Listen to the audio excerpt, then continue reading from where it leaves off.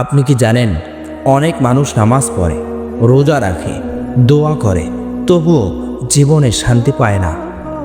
আপনি কি জানেন 99% মানুষ একটা মারাত্মক ভুল করে, যেই ভুলটা সে নিজেও বুঝতে পারে না।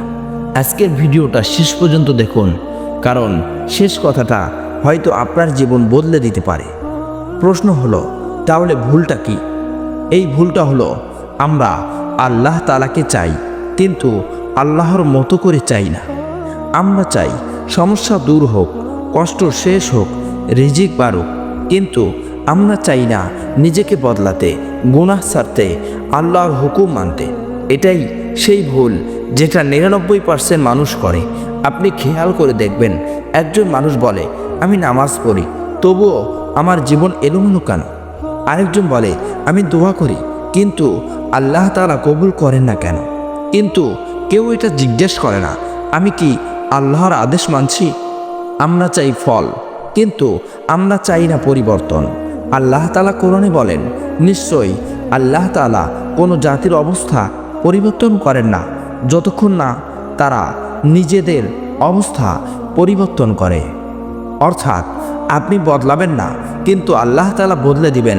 এটা আল্লাহর সুন্নাহ না। প্রিয় ভাই ও বোনেরা, আমরা এমন এক সময় পাচ্ছি, মোবাইল আছে, সময় নেই, দোয়া আছে, চোখে পানি নেই, আমরা গুনাহ করি, তারপর বলি, আল্লাহ কেন আমাকে ছেড়ে দিলেন? আসলে আল্লাহ তাআলা ছাড়েননি, আমরাই আল্লাহ থেকে দূরে সরে গেছি। আমাদের মাঝে 3টি বড় ভুল রয়েছে। তা হলো, নাম্বার 1, গুনাহ করে দোয়ার আশা করা। আমরা হারাম ছাড়ি না, কিন্তু হালাল রিজিক চাই। নাম্বার 2, নামাজকে বোঝা মনে করা। নামাজ পড়ি ঠিকই, কিন্তু মন থাকে দুনিয়াতে। নাম্বার 3, তওবা পিছিয়ে রাখা। আমরা ভাবি একদিন ঠিক হয়ে যাব, কিন্তু মৃত্যু তো সময় দেখে আসে না। তাহলে সমাধান কি? সমাধান আসলে কঠিন বিষয় না, কিন্তু আন্তরিক হতে হবে। দিনে অন্তত একবার নিজেকে প্রশ্ন করুন, আমি কি আল্লাহ তাআলাকে খুশি করছি? গুনাহের জায়গা থেকে এক কদম দূরে সরে আসুন। নামাজকে দায়িত্ব নয়, মিলন বানান। আল্লাহ তাআলা খুব দয়ালু। এক কদম আপনি এগুলে 10 কদম তিনি এগিয়ে আসেন। সুবহানাল্লাহ। প্রিয় ভাই ও বোন, হয়তো এই ভিডিওটা আপনার সামনে হঠাৎ এসেছে, এটা কাকতাল নয়। হয়তো আল্লাহ তাআলা আপনাকে বলেছেন, ফিরে এসো, আমি এখনো দরজা বন্ধ করিনি।